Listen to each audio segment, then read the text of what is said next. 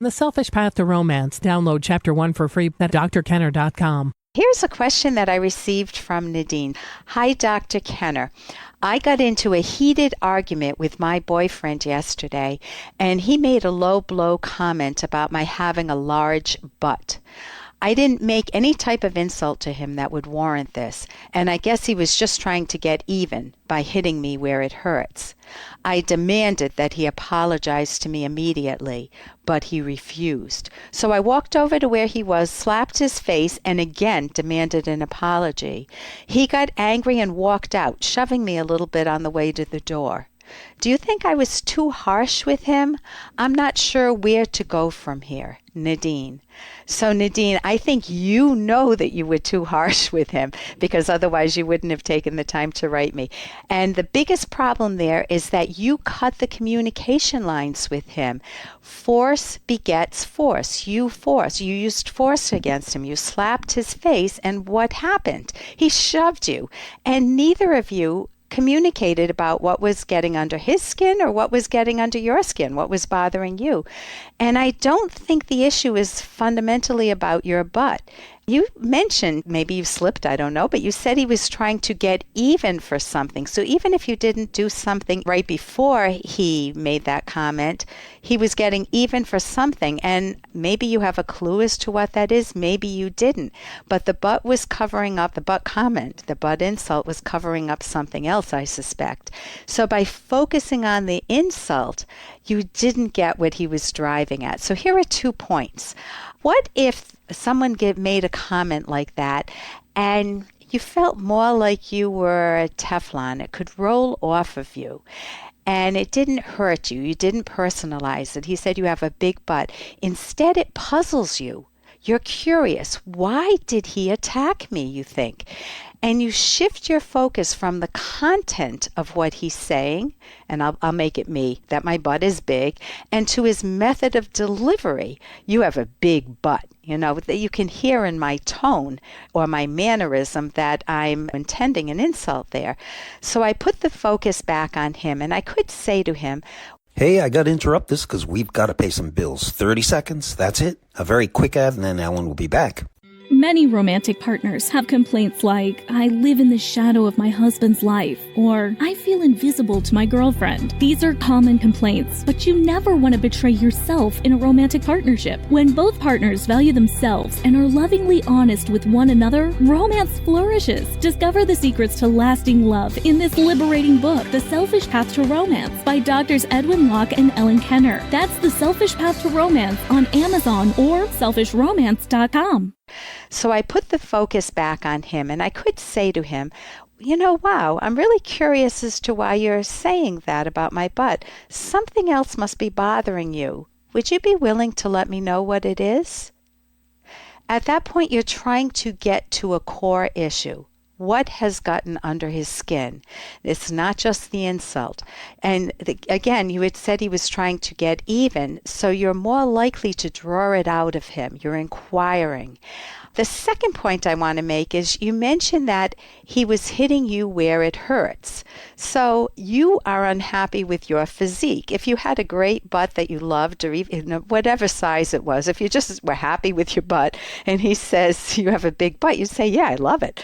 It wouldn't upset you. But if it's upsetting you, and he knows it's a sore point, so obviously he's picking on it.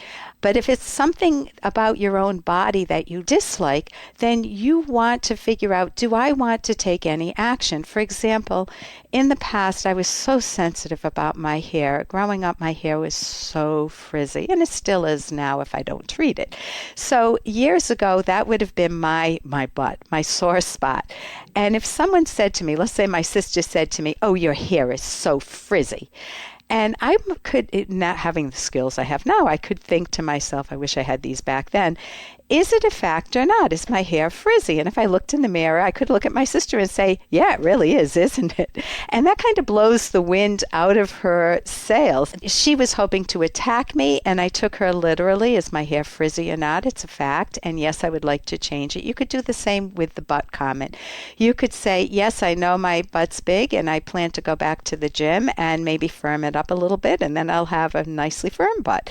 So you refuse to take it as an insult. And I could also add with my sister, again, like I did earlier, wow, I'm curious as to why you're saying that. You sounded upset.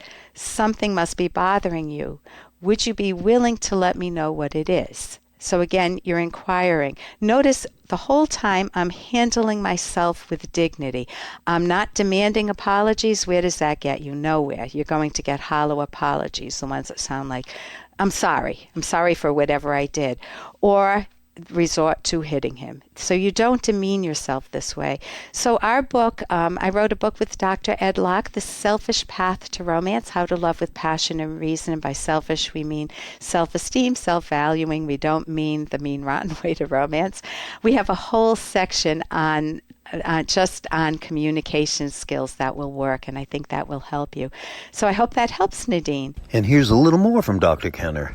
Here is a comment I got from Mary, who I'd like to pass this on to you because I think it's very important. She said, I heard your advice of a stepdaughter acting out by biting, kicking, etc. My daughter, now 15, used to act this way at the same time I divorced her abusive father. And yes, she did act out more when I went through the divorce, whenever there was a change taking place. But there was a time when my daughter acted out a lot. And then she confessed recently that during that time her stepbrother, who was living with her dad, had been sexually abusing her.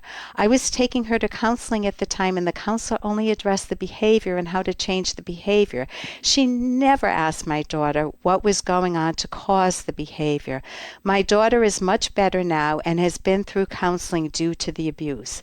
But I would suggest counseling to anyone in this situation and to ask the child why, what is bothering them most, not just look at solutions for behavior. And so really take that to heart. If somebody is crying for help, that's what they call it, a cry for help. Sometimes when kids act out like that, you want to take them seriously. And again, try to make them comfortable enough to disclose if there is abuse. You don't go asking for, you can't force somebody to speak. And perpetrators, unfortunately, use two methods.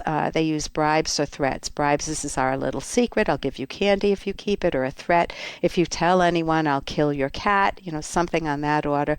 So sometimes kids are terrified to speak up about physical or sexual abuse, and they usually feel very shameful.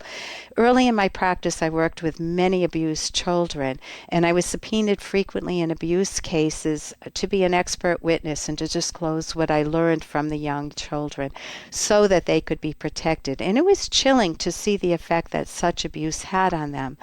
And in therapy, I helped them disclose, and to the best of my ability, I made sure that they got the protection that they needed against the perpetrator. So I'm glad your daughter received the help and that she's doing better. For more Dr. Kenner podcast, go to drkenner.com and please listen to this ad. Here's an excerpt from The Selfish Path to Romance by psychologists Drs. Kenner and Locke. Here are 5 ways of making your partner feel loved and visible. Show encouragement and appreciation. Spend quality time together. Give appropriate gifts. Help out. Touch in a loving, sincere way. Most partners will appreciate all 5. However, different people may place different degrees of importance on them. Discover what makes your partner feel loved and visible. If you neglect trying to understand your partner, it conveys that you don't think your loved one is important. Your partner feels invisible and not connected to you on the deepest level, and this undermines your romantic relationship, including your sex life. If you don't understand your partner, even when you do take actions that demonstrate love, they might be the wrong actions. Download Chapter 1 for free at drkenner.com, and you can buy the book at amazon.com.